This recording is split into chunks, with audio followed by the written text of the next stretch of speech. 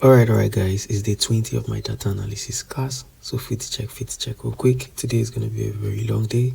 In my last video, I complained about people disposing waste on the ground, but yeah, it's cleaned. So I figured those who select valuables from waste are the ones who contribute in making a mess. Anyways, new building, beautiful bank. So I'm here in class already. Unlike other days, today you're going to be experiencing lessons directly from my instructor. In the last class, we stopped at append. Today we're taking up from merge. Right, so this is the first table we want to draw. Second table is what? Deep products. I click on deep products. It brings an overview of the table. So these are overviews of these two tables. On what relationship do they have? Product ID and product ID. So you need to state the two columns that connect them, right? So these are foreign. This is the primary key here. Product ID is the primary key for deep products, but it's a foreign key in fact sales. So remember I said foreign keys are used to what? Create relationship. So we stated you must always state, okay, these are the two columns they are connected on. Shall we? Okay. So it gives you this view. All you need to do is this arrow that like this. You click on it. If you notice, these columns are the columns you have in your product table. These columns here are the columns you have in your product table. So you select the column you want to bring in. Do you understand? You're going to be selecting the products you want to bring in into your fact sales table. So the column you want to bring in is what? Just the product name. I don't think you're not bringing. Then use original column as prefix. What this one means is just when it's bringing in the column, it's going to be naming it the product name. That's what it means. Use original column name as prefix. The product name. But if you uncheck this, it only brings it in as what? Product name. So we see the two scenarios. So this is still checked. So you see it's the product name. When we cancel that, so you see the difference between checking it and unchecking it. So now it's just product name. You see the difference. If you check through it, tables are not connected yet. Right? That is because there are no relationships. Numbers, measurable data.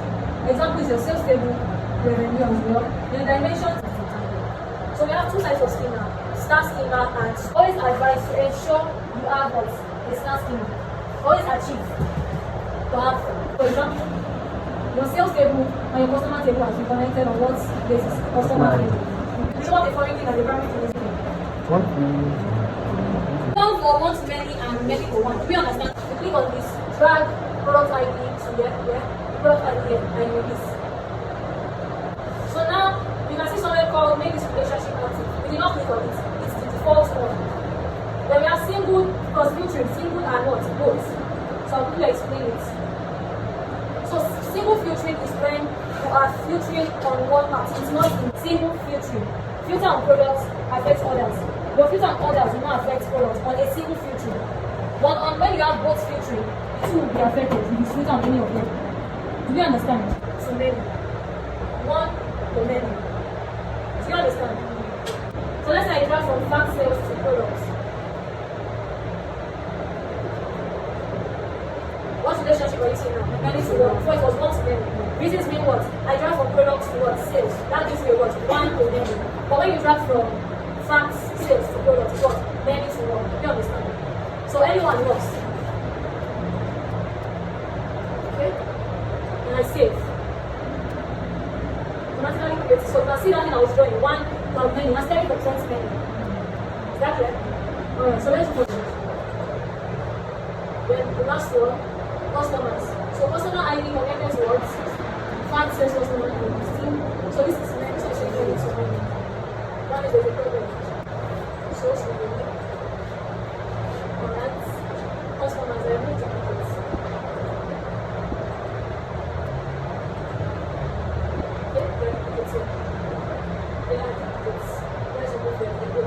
So these are one of these. Notice that we have many to many relationships, but we have to come back to PowerPoint to verify.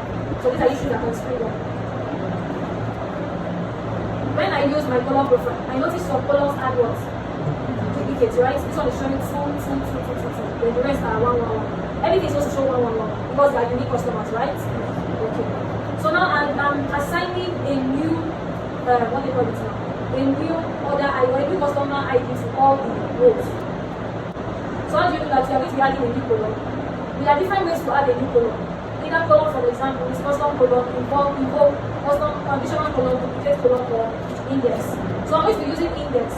It says that from 0 says start counting from 0 to the last. Then from 1 says start counting from what? 1 to the last. So I'm going to use 1 because it doesn't make sense using 0.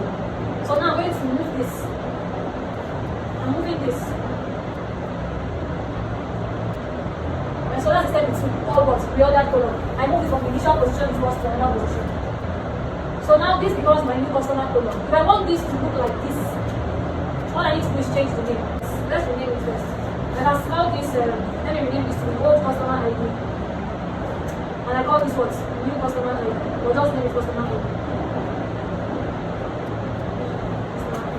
Good. So I can now bring it into this one. Merge.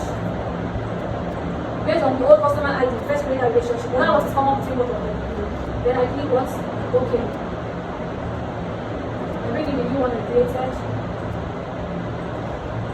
And I click okay. So there's an issue, we're having null values. Let's check why we're having null. So we're having null for customer C999999. Is there any customer like that? The original, the former customer ID ends on what? 500.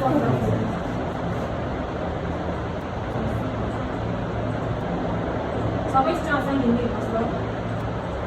Let's bring in name. Let's see what it gives us for one particular person. So customer ID FOC. So for C999999.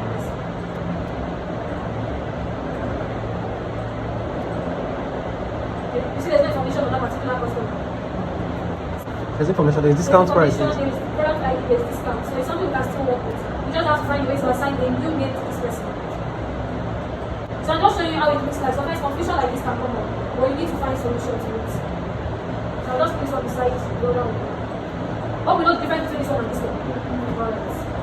We've given each customer a unique ID. Do you understand what I did? So that is that about it. After importing the new one we created into the multi-fact set, we can now join them together. The former one was showing many to many, which is wrong because we're trying to achieve what kind of schema? Star schema, right? Not the many to many. There is no many to many relationship in the star schema. It's always a one to many or many to one, not many to many relationship. Do you understand? So that's what we do basically. So customer ID. Please put a name that you know you remember for the new one you created. Right? So this is one to many relationship. So if you notice, it looks why the name is star schema is because one table is centralized and other tables are connected to it. So that's why it's called a star schema. Do you understand? So let's look at common modeling mistakes using one flat table for everything. So for this slide, I'll be carrying out different data models. So I'll just name this first. Customer. This will be my customer table. This will be my product table. I'm not showing you how to break a large table into smaller pieces. This will be warehouse. It's not part of the concept. Warehouse and which other one? Supplier. But before I start to remove anything, I need to confirm. Indeed, do we have one the customer ID? Is it for one customer? Do you understand? We have multiple like the other one. So I confirm that. Okay, we check again. It's just for better solutions, right? Check for another one, just to be sure.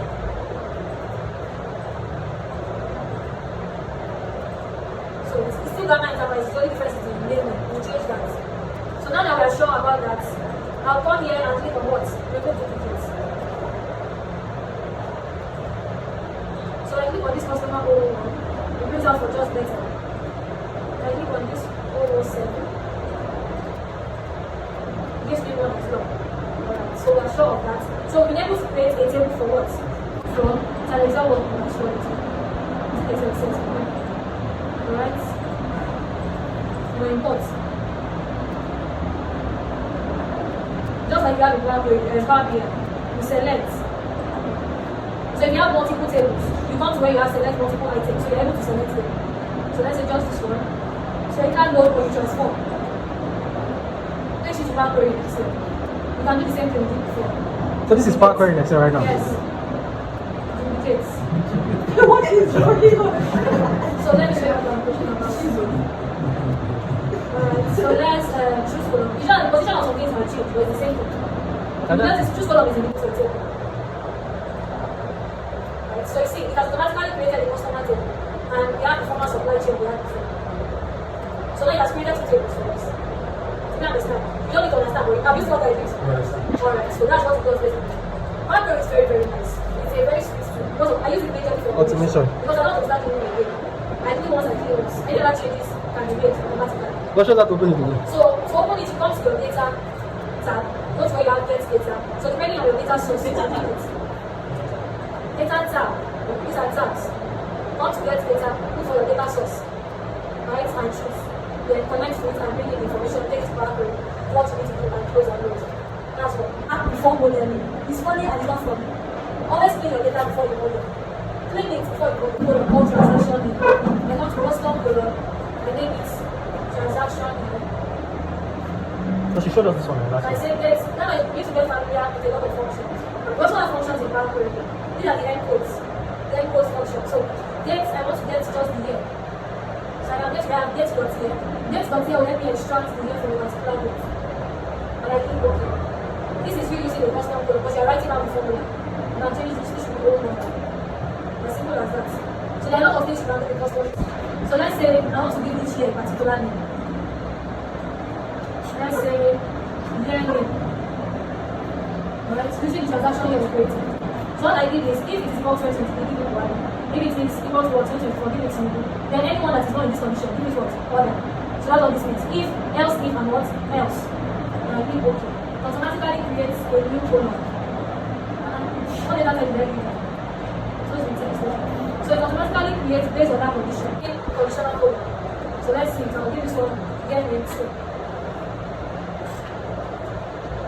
So this one still means that if transaction year equals 2023, give it what? We add a clause that is another condition. Else, if transaction year is equal to 2024, give it what? 0. So else if or else. If it does not mean this is condition, else give it what? Others. It's the same thing, but the only difference is one is dependent, both of them are dependent on conditions. But this one is used for fully conditions, this one is used for formulas. That's just the difference. So I'll put this as test. It's the same thing. And you can edit it without. Exactly. Now we can always edit your formula. The second one we created, that's getting. It's equals to where? Conditional column. Because we use a conditional function. Your if is a conditional function. Now, what column from examples does it? Notice the pattern and fuse it. So if you notice, we have about 5 zeros before a number, depending on the number, right? 1, 2, 3, 4, 5, 6. So you have 6 numbers before 1. So I click column from examples. 0, 0, 0, 0. How many zeros? 6, right? We have 6 zeros. 1, 2, 3, 1. Because this is a pattern, I'm only extract the numbers and list the text. Have you seen that? So that's what column from examples does. You type in the pattern you want it to follow and fuse it. So how would you not follow it? Now, I'm just showing an example. There are situations where you need to extract a certain part of a column, and for you to follow that pattern, some people type in it one by one, it follows that pattern. So that's an example for column for example. I don't really use it. The major one I use is usually custom column and index with conditional. So you can try for the other one, you invoke custom function, and since you're giving it a custom function to follow, you're customizing the function. Any system that is on should be shut down.